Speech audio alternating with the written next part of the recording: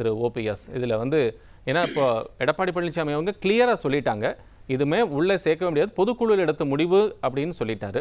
என்ன செய்ய போறார் திரு ஓபிஎஸ்?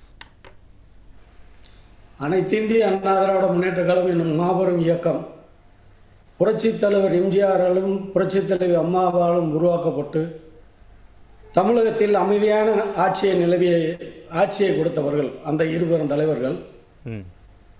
அவர்கள் புரட்சித் தலைவர் அம்மா இருக்கும் பொழுது அண்ணன் ஓபிஎஸ் அவர்கள் 3 முறை முதலமைச்சராக இருந்தவர். அப்படி முதலமைச்சராக இருந்தவர் என்ன காரணத்தினாலோ அனைத்து இந்திய அண்ணா திராவிட முன்னேற்ற கழகத்தால் தூக்கி எறியப்பட்டு இன்று அனைத்து இந்திய அண்ணா திராவிட முன்னேற்ற கழகம் உரிமை மீட்பு குழு என்ற அமைப்பை வைத்து அவர் ஒரு ஒருங்கிணைப்பாளராக தமிழ்நாடு முழுவதும் தொண்டர்களை அரவணைத்து இயக்கத்தை கட்டிக்காத்து வருகின்றார்.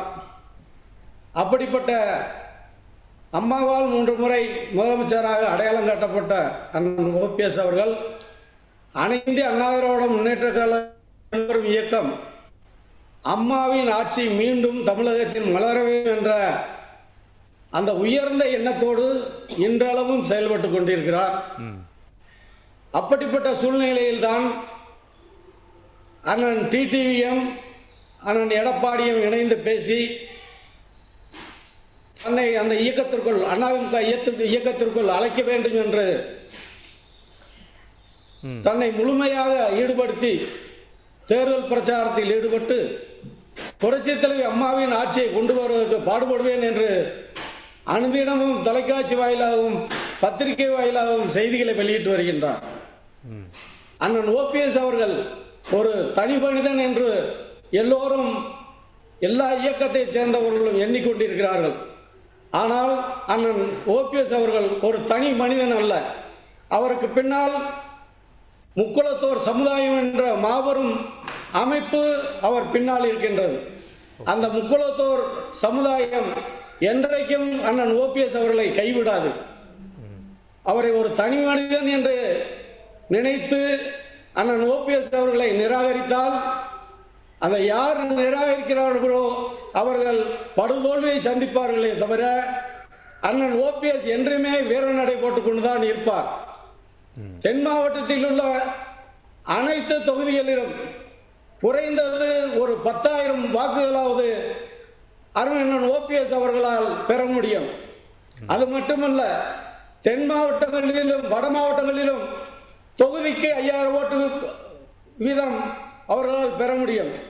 அப்படிப்பட்ட சூழ்நிலையில் அண்ணன் ஓபிஎஸ் அவர்களை நிராகரித்தால் அந்த நிராகரிக்கப்பட்டவர்கள் கண்டிப்பாக பொதுமக்களால் நிராகரிக்கப்படுவார்கள். இந்த 2026 தேர்தலில் சார் இப்ப ஐயப்பன் சார் இதுல ஒரு நிமிஷம் சார் நம்ம கொஞ்சமா பேசுவோம். ஏன்னா எல்லாம் ஒட்டுக்கா முழுசா பேசணும்னா அது டைசெக்ட் பண்ண வேண்டியிருக்கு. இப்போ நீங்க சொன்னீங்க முக்களத்தோர் சமுதாயத்தினுடைய வாக்குகள் இருக்கு அப்படின்னு சொன்னீங்க.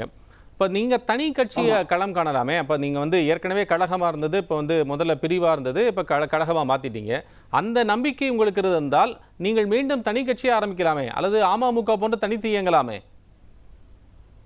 அதாவது அண்ணன் ஓபிஎஸ் அவர்கள் என்றைக்கு இந்த இயக்கத்திலிருந்து தூக்கி எறியப்பட்டாரோ அன்றிலிருந்து இயக்கத்தோடு ஒன்றிணைய வேண்டும், இயக்கத்தை புரட்சித் தலைவர் அம்மா ஆட்சியை கொண்டு வர வேண்டும், அதனால் நான் தனி கட்சி ஆரம்பிக்க மாட்டேன், என்றைக்கும் அதிமுகவில் இணைய வேண்டும் என்ற அந்த உயர்ந்த எண்ணத்தோடும் அம்மா ஆட்சியை கொண்டு வர வேண்டும் என்ற அந்த நல்லெண்ணத்தோடும் தமிழகத்தில் ஒரு அமைதியான ஆட்சி, பொதுமக்களுக்கு அமைதியான ஆட்சியை கொண்டு வர வேண்டும் என்ற அந்த நல்ல எண்ணத்தில் தான் தனி கட்சி ஆரம்பிக்காமல் இந்த அதிமுக இணைய வேண்டும் என்ற அந்த கருத்தோடு செயல்படுகிறார். இல்லை சார், இப்போ நீங்கள் சொல்றீங்க அதிமுக இணையணும்னு சொல்றீங்க. திரு எடப்பாடி பழனிசாமி கிளியர் கட்டா சொல்லிட்டார், நோன்னு சொல்லியிருக்கிறாரு, பண்ண முடியாது, அது பொதுக்குழுவால் எடுக்கப்பட்ட முடிவு அப்படின்னு சொல்லியிருக்கிறாரு. இனி என்ன பண்ணலான்னு இருக்கிறீங்க? ஏன்னா இப்போ நீங்களும் பல தடவை சொல்லிட்டீங்க, திரு எடப்பாடி பழனிசாமி தெளிவுபடுத்தி இருக்கிறாரு, முன்னாள் அமைச்சர்களும் இந்த கடம்பூர் ராஜு போன்றவர்களும் சொல்லியிருக்காங்க, அது பண்றதுக்கான வாய்ப்புகள் இல்லை அப்படின்னு சொல்லிட்டாங்க. அப்புறம் மீண்டும் இணைவதற்கான சாத்தியக்கூறு எங்க இருக்கிறதா நீங்க நினைக்கிறீங்க?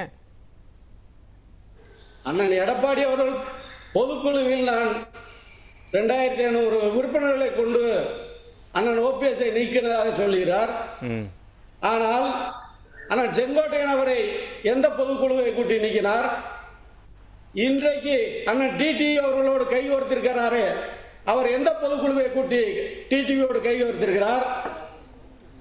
எனவே இதெல்லாம் ஒரு காரணமாகத்தான் சொல்லுகிறார் ஒழிய உண்மைக்குமே அம்மாவின் ஆட்சி தமிழகத்தில் 2026 மலர வேண்டும் என்றால் அண்ணன் OPS அவர்களை இணைத்து அனைத்து இந்திய அண்ணா திராவிட முன்னேற்ற கழகம் மாபெரும் இயக்கம் ஒருங்கிணைந்த இயக்கமாக ஒன்றுபட்ட இயக்கமாக வருகின்ற தேர்தலை சந்தித்தால் கண்டிப்பாக அம்மாவின் ஆட்சி மலரும். அவ்வாறு இல்லை என்றால் கண்டிப்பாக அம்மாவின் ஆட்சி மலராது. மீண்டும் திராவிட முன்னேற்ற கழக ஆட்சிதான் வளம் வரும் என்பதை உறுதியாக கூறிக்கொள்கிறேன். இல்லை சார், இப்போ ஏற்கனவே நீங்கள் இது போன்று இருக்கிறனால தான் திமுக பக்கம் நீங்கள் போயிட்டீங்களே அப்படிங்கிற ஒரு சந்தேகத்தை அஇஅதிமுக எழுப்புறாங்க. ஒன்று. ரெண்டாவது, நீங்கள் சென்று திரு டிடிவி தினகரனை சந்தித்தீர்கள். நீங்கள் பர்சனலாக போய் சந்தித்து பேசிட்டு வந்தீங்க. அந்த சந்திப்பில் ஏதாச்சும் முக்கியமான விஷயங்கள் பேசப்படக்கூடிய சொல்லக்கூடிய வாய்ப்பு இருக்கா எங்களுக்கு? நான் பொதுவாகவே அம்மா ஆட்சியில் இருக்கும்போதும் சரி, அம்மா ஆட்சிக்கு பின்னாலும் சரி, அண்ணன் டிடிவி தினகரனை அடிக்கடி சென்று சந்திப்பேன். ஏனென்று சொன்னால் அவர் என்னுடைய நல்ல ஒரு அண்ணனாக, உடன் பிறந்த அண்ணனாக எப்பொழுது எங்கு பார்த்தாலும் என்னை விருப்பத்தோடு ஏற்றுக்கொண்டு என்னை அன்பாக அரவணைத்து செல்லக்கூடியவர். என்னுடைய இல்ல விழா கருணி பண்ணை வீடு 2024 செப்டம்பர் 14 நடைபெற்றது. அந்த இல்ல விழாவிற்கு அருமையண்ணன் டிடிவி தினகரன் வருகையிருந்து எனது இல்ல விழாவை துவக்கி வைத்து குத்துவிளக்கேற்றி எங்கள் குடும்பத்தை ஆசீர்வதித்து சென்றவர். அப்படிப்பட்ட டிடிவி அண்ணன் அவரிடம் என்றும் நான் விசுவாசமாக இருப்பேன். அந்த அடிப்படையில் நீங்க போய் சந்திச்சு வந்திருக்கீங்க அப்படின்னு சொல்றீங்க. சரி, நான் மீண்டும் உங்ககிட்ட வர்றேன்.